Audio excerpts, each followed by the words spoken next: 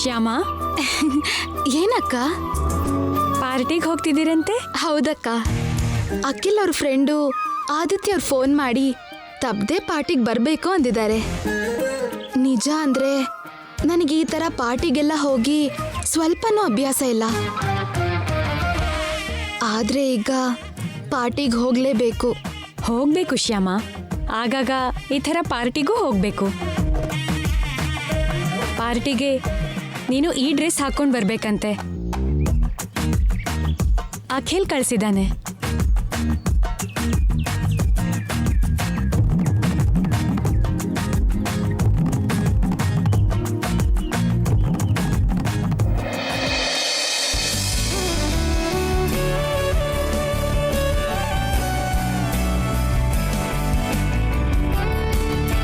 ಅಕ್ಕ, ನಾನು ಈಗ ಅವ್ನು ಹಾಕೋಬೇಕಾ? ಹಾಕೋಬೇಕು. ಆ ಪಾರ್ಟಿಗೆ ಬರೋರೆಲ್ರೂ ಈ ಥರ ಗೌನೆ ಹಾಕೊಂಡು ಬರ್ತಾರಂತೆ. ಆದರೆ ನನಗೆ ಅಭ್ಯಾಸ ಇಲ್ಲ ಅಕ್ಕ. ಅಭ್ಯಾಸ ಮಾಡ್ಕೋಬೇಕು ತಂಗಿ. ಇಂಥ ಪಾರ್ಟಿಗೆ ಹೋಗೋದು ನಿನಗೆ ಅಭ್ಯಾಸ ಇಲ್ಲದೆ ಇದ್ರೂ ಕೂಡ ಈಗ ಹೋಗ್ತಿದೀಯಲ್ವಾ? ಹೌದು, ಹೋಗ್ತಿದ್ದೀನಿ. ಅದೇ ರೀತಿ ಈ ಡ್ರೆಸ್ ಹಾಕ್ಕೊಳ್ಳೋದು ಕೂಡ ನಿನಗೆ ಅಭ್ಯಾಸ ಇಲ್ಲದೆ ಇದ್ರೂ ಈಗ ಹಾಕ್ಕೋಬೇಕಾಗತ್ತೆ. ಆದರೆ ಈ ಡ್ರೆಸ್ ಹಾಕೊಳ್ಳೋದು ಹೇಗೆ ಅಂತಾನು ನನಗೆ ಗೊತ್ತಿಲ್ಲ ಅಕ್ಕ. ನನಗೆ ಗೊತ್ತು, ನಾನು ಹೆಲ್ಪ್ ಮಾಡ್ತೀನಿ. ಅಲ್ಲದೆ ಇಂಥ ಡ್ರೆಸ್ನೆಲ್ಲ ಈ ಏಜಲ್ಲೇ ಹಾಕ್ಕೋಬೇಕು. ನಾಳೆ ದಿನ 4 ಮಕ್ಕಳು ಹುಟ್ಟಿದ್ಮೇಲೆ ಹಾಕ್ಕೋಬೇಕು ಅಂದರೆ ಆಗ ನೀನೇ ಬೇಡ ಅಂತೀಯ. 4 ಮಕ್ಕಳಾ? ಏನೋಮ್ಮ, 4 ಮಕ್ಕಳು ಅಥವಾ 40 ಮಕ್ಕಳು, ಅದು ನಿಮ್ಮ ಇಷ್ಟ. ಹಾಡಿಗೆ ಸಂಬಂಧಪಟ್ಟಿರೋ ನಿಜ ಅಖಿಲ್ ಅವ್ರಿಗೆ ಹೇಳಿದ್ಮೇಲೆ ನನ್ನ ಕ್ಷಮಿಸಿದ್ರೆ ಅಖಿಲ್ ಅವ್ರ ಮಕ್ಕಳಿಗೆ ತಾಯಿ ಆಗೋ ಅದೃಷ್ಟ ನನಗಿರುತ್ತೆ. ಇಲ್ದಿದ್ರೆ ನನಗೆ ಅದೃಷ್ಟ ಇರಲ್ಲ.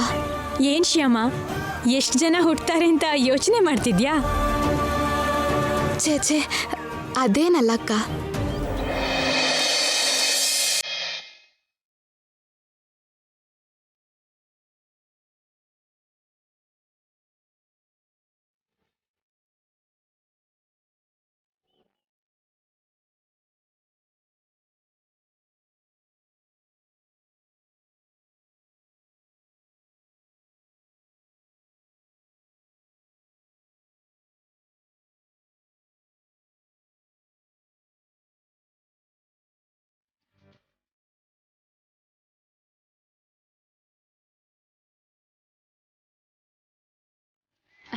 ತುಂಬಾ ಚೆನ್ನಾಗಿ ಕಾಣಿಸ್ತಿದ್ಯಾ ಶ್ಯಾಮ. ಏನೋ ಸ್ವಲ್ಪ ಬೇಕು ಅನ್ನಿಸ್ತಿದೆ. ಇಯರಿಂಗ್ಸ್. 1 ನಿಮಿಷ.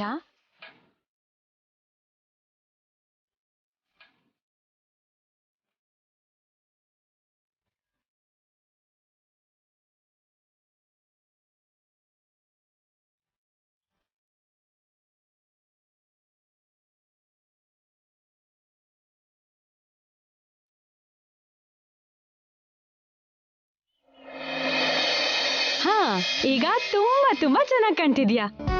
ಪಾರ್ಟಿಲಿ ಗ್ಯಾರಂಟಿ ಸೆಂಟರ್ ಆಫ್ ಅಟ್ರಾಕ್ಷನ್ ನೀನೇ. ಒಂದ್ಸರಿ ಕನ್ನಡಿ ನೋಡ್ಕೋ.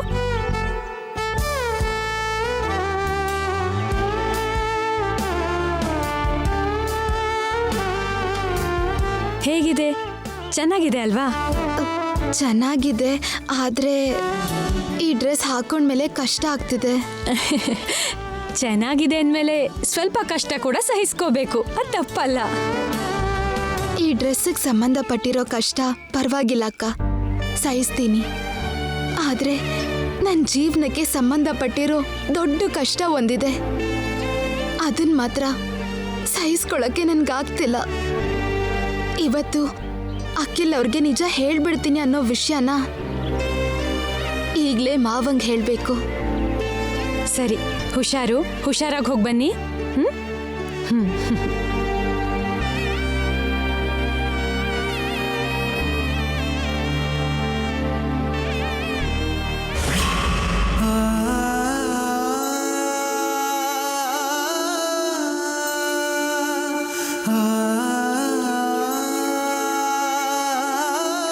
ಮಾವ, ಜೊತೆಯಲ್ಲಿ ಹಾಡು ಹಾಡಿದ್ದಕ್ಕೆ ಮಾವಂಗೆ ಇನ್ನೂ ಕೋಪ ಕಡಿಮೆ ಆಗಿಲ್ವೇನೋ, ಅದಕ್ಕೆ ನಾನು ಕರೆದ್ರೂ ತಿರುಗ್ತಿಲ್ಲ. ಮಾವ, ನಾನು ಮಾಡಿದ್ದು ತಪ್ಪೆ. ನಾನು ನಿಮ್ಮ ಮಾತು ಮೀರಿ ಹಾಗೆ ಮಾಡಿದ್ದು ತಪ್ಪೆ. ನಿಮ್ಮ ಮಾತನ್ನು ವಿರೋಧಿಸಿ ನಾನು ಹಾಗೆ ಮಾಡಿದ್ದು ಎಷ್ಟು ದೊಡ್ಡ ತಪ್ಪು. ಇಲ್ಲಿ ತನಕ ಅಖಿಲ್ ಅವ್ರಿಗೆ ನಿಜ ಹೇಳ್ದೆ ಇರೋದು ಕೂಡ ಅಷ್ಟೇ ದೊಡ್ಡ ತಪ್ಪು ಅನಿಸ್ತಿದೆ ಮಾವ. ಇನ್ ಮುಂದೆ ಅಖಿಲ್ ಅವರಿಂದ ನಿಜ ಮುಚ್ಚಿಡೋದಿಕ್ಕೆ ನನ್ಗಾಗ್ತಿಲ್ಲ. ಇಲ್ಲಿವರೆಗೂ ಆ ನಿಜಾನ ನೀವೇ ಅಖಿಲ್ ಅವ್ರಿಗೆ ಹೇಳ್ತೀರಾ ಅಂತಾನೆ ನನ್ನ ತಡೆದ್ರಿ.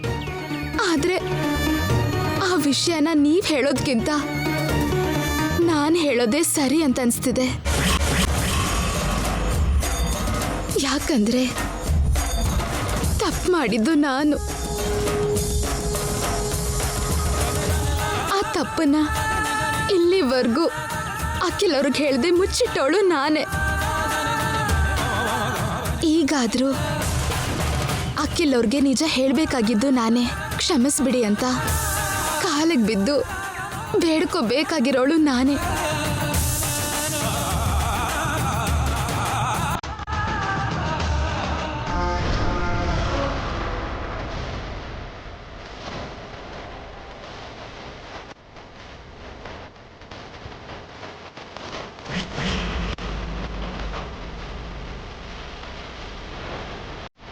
ಎಸ್, ನನ್ನ ಅನುಮಾನ ಕರೆಕ್ಟೆ.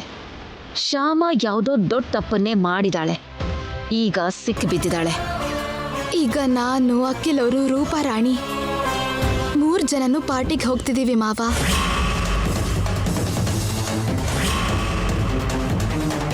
ಇವತ್ತು ನಾನು ಹೇಗಾದ್ರೂ ಮಾಡಿ ಒಳ್ಳೆ ಸಮಯ ನೋಡ್ಕೊಂಡು ಅಖಿಲ್ ಅವ್ರಿಗೆ ನಿಜ ಹೇಳ್ಬಿಡ್ತೀನಿ.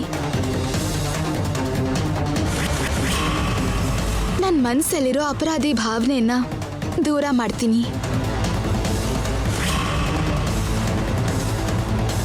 ನನ್ನ ಹೃದಯದಲ್ಲಿರೋ ಭಾರನ ಕಡಿಮೆ ಮಾಡ್ಕೋತೀನಿ. ಅಖಿಲ್ ಅವರು ನನ್ನ ತಪ್ಪನ್ನು ಕ್ಷಮಿಸಿದ್ರೆ ನನ್ನಂತ ಅದೃಷ್ಟವಂತೆ ಬೇರೆ ಯಾರು ಇಲ್ಲ ಅಂತ ಅನ್ಕೋತೀನಿ.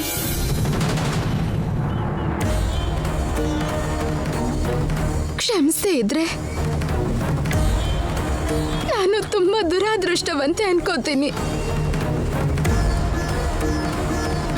ದಯವಿಟ್ಟು ಇವತ್ತಾದ್ರೂ ನಾನು ಅಖಿಲ್ ಅವ್ರಿಗೆ ನಿಜ ಹೇಳೋಕ್ ಬಿಡಿ ಪ್ಲೀಸ್ ಮಾವ.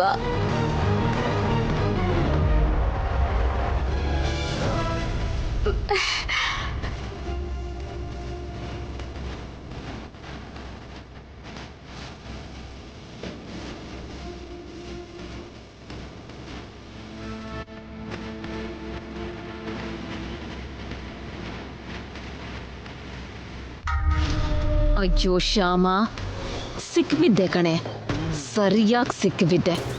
ಈಗ ನೋಡು ನಿನ್ನ ಅದು ಹೇಗೆ ಆಡಿಸ್ತೀನಿ ಅಂತ.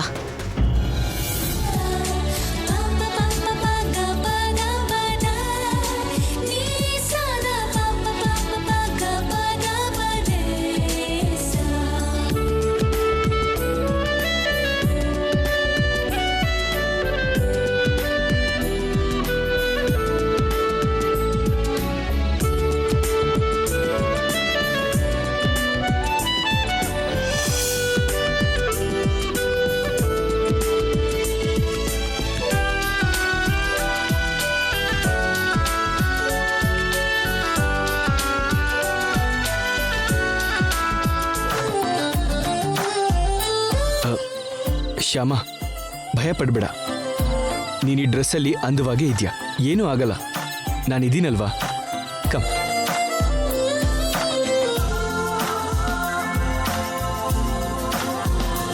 ಹಾಯ್ ಹಾಯ್,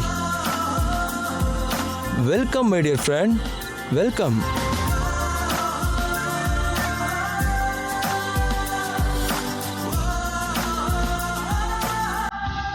ನಾಗೇಶ್ ತಗೋ.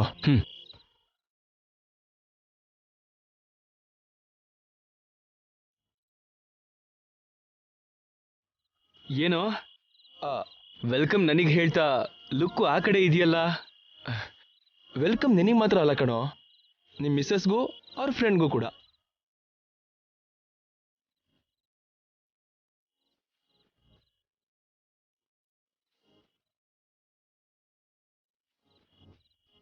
ಥ್ಯಾಂಕ್ಸ್ ಕಣೋ. ಥ್ಯಾಂಕ್ಸ್ ಯಾಕೆ? ಪಾರ್ಟಿಗೆ ಬಂದಿದ್ದಕ್ಕೆ. ಪಾರ್ಟಿಗೆ ಬಂದಿದ್ದಕ್ಕ ಅಥವಾ ಬರ್ತಾ ಬರ್ತಾ ನಮ್ಮ ಜೊತೆಗೆ ರೂಪರಾಣಿನೂ ಕೂಡ ಕರ್ಕೊಂಡು ಬಂದಿದ್ದಕ್ಕ? ಹಾಗೇನಿಲ್ಲ ಕಣೋ. ಇಫ್ ಯು ಡೋಂಟ್ ಮೈಂಡ್, ರೂಪಾರಾಣಿನ ನನ್ನ ಜೊತೆ ಕರ್ಕೊಂಡು ಹೋಗ್ಬೋದಾ?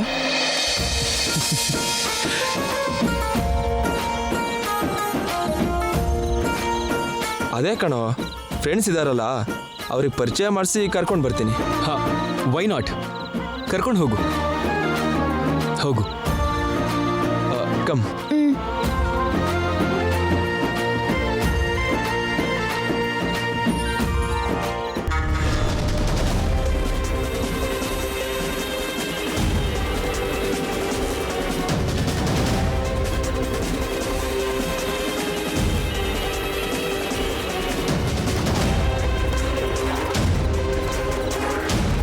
ನನ್ನನ್ನು ಇಲ್ಲಿ ನೋಡಿದ್ಲು ಅಂದರೆ ಶ್ಯಾಮ ಖಂಡಿತ ಅಖಿಲ್ಗೆ ನಿಜ ಹೇಳಲ್ಲ.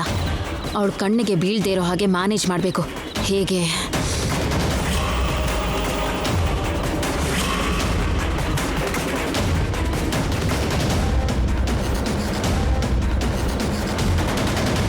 ಎಸ್,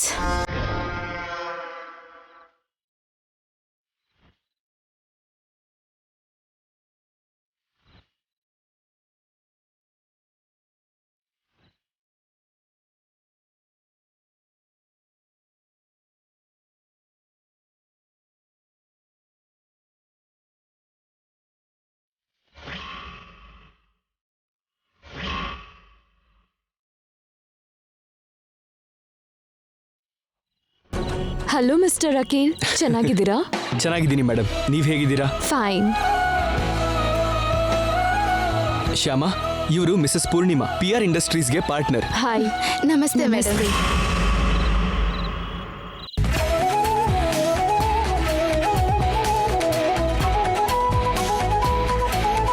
ಈ ಡ್ರೆಸ್ ನಿಮಗೆ ತುಂಬಾ ಚೆನ್ನಾಗಿ ಸೂಟ್ ಆಗ್ತಿದೆ.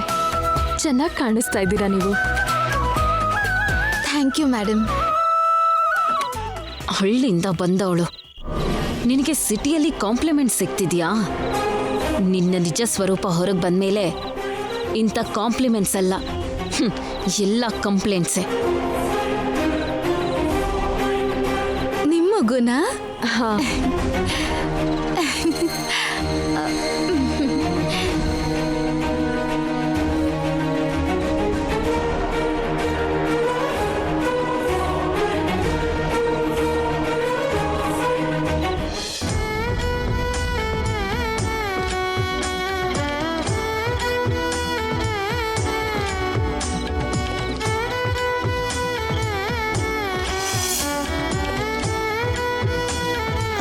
ಏನ್ರಿ ಆ ಟ್ರೀಗೆ ಯಾಕೆ ಲೈಟಿಂಗ್ಸ್ ಹಾಕಿದ್ದಾರೆ? ಇದನ್ನ ಕ್ರಿಸ್ಮಸ್ ಟ್ರೀ ಅಂತಾರೆ. ಕ್ರಿಸ್ಮಸ್ ಟ್ರೀನಾ? ಅಂದ್ರೆ ನಿಮಗೆ ಅರ್ಥ ಆಗೋಗಿ ಹೇಗೆ ಹೇಳಿ? ನಾನು ಹೇಳ್ತೀನಿ, ಹೇಳಿ. ನೀನು ಯಾರ್ದಾದ್ರೂ ಬರ್ಡೇಗೆ ಹೋಗ್ಬೇಕಾದ್ರೆ ಅವರಿಗೆ ಏನಾದರೂ ಗಿಫ್ಟ್ ತಗೊಂಡು ಹೋಗ್ತೀಯ ಅಲ್ವಾ? ಹೌದು, ತಗೊಂಡು ಹೋಗ್ತೀನಿ. ಹಾಗೇನೆ ಜೀಸಸ್ ಬರ್ತ್ಡೇಗೆ ಹೋಗುವಾಗ ಎಲ್ಲರೂ ಗಿಫ್ಟ್ ತಗೊಂಡು ಹೋಗಿ ಕೊಡ್ತಾ ಇದ್ರು. ಲಾಬೋ ಅನ್ನೋ ಒಬ್ಬ ಹುಡುಗ ಕೂಡ ಗಿಫ್ಟ್ ಕೊಡಬೇಕು ಅಂತ ಅಂದ್ಕೊಂಡಿದ್ನಂತೆ. ಆದ್ರೆ ಗಿಫ್ಟ್ ತಗೊಳ್ಳೋದಕ್ಕೆ ಅವನ ಹತ್ರ ದುಡ್ಡಿರ್ಲಿಲ್ವಂತೆ.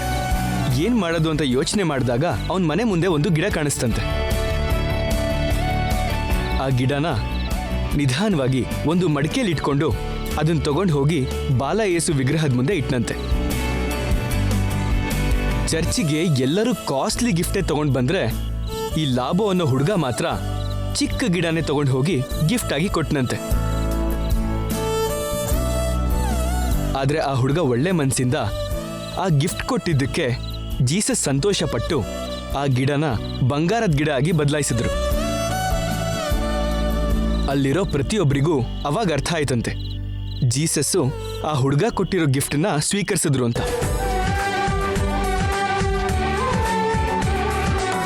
ಜೀಸಸ್ಸಿಗೆ ಕೊಡೋ ಗಿಫ್ಟು ಎಷ್ಟು ಬೆಲೆ ಬಾಳತ್ತೆ ಅನ್ನೋದನ್ನ ನಾವು ಯಾವತ್ತೂ ನೋಡಬಾರ್ದು.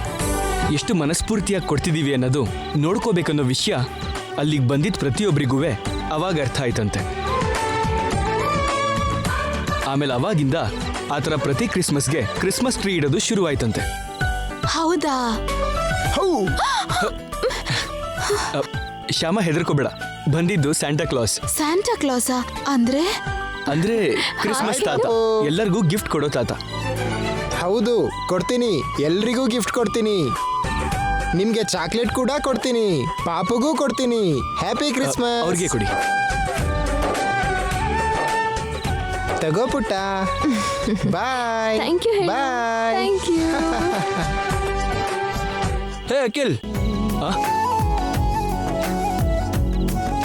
He's mister David. Hello. Hello. ಇವತ್ತು ಪಾರ್ಟಿಗೆ ಇವರೇ ಹೋಸ್ಟ್.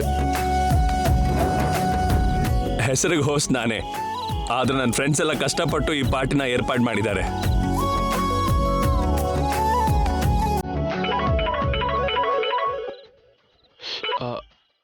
ಹಲೋ, ಹಾಂ ಬಂದ್ಯಾ?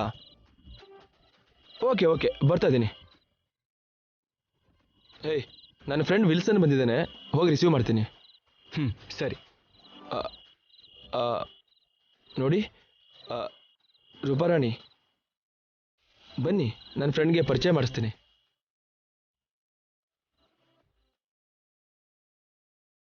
ಕಮಾನ್.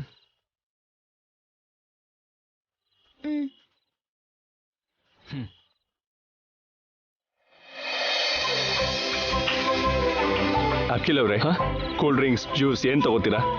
ಇವಾಗೇನು ಬೇಡ, thank you.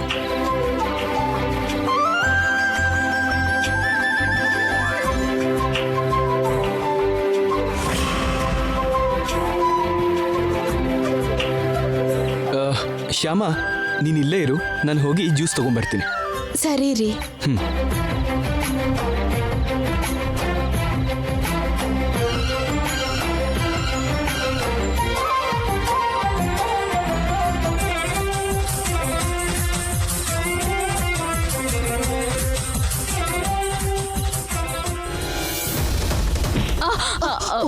O, I am so sorry. It's okay.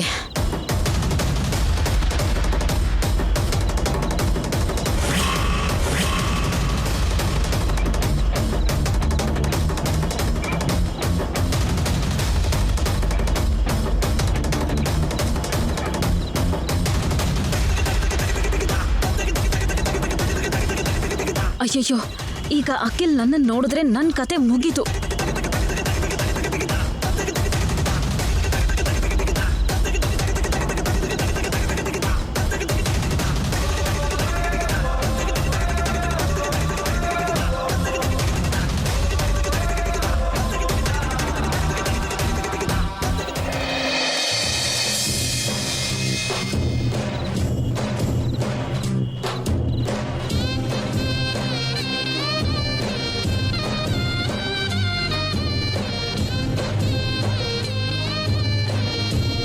Shyama ಎಲ್ಲಿ ಹೋದ್ಲು?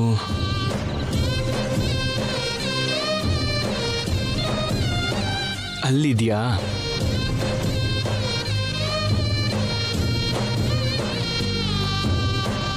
ಶ್ಯಾಮ, ಇಲ್ಲಿದ್ಯಾ?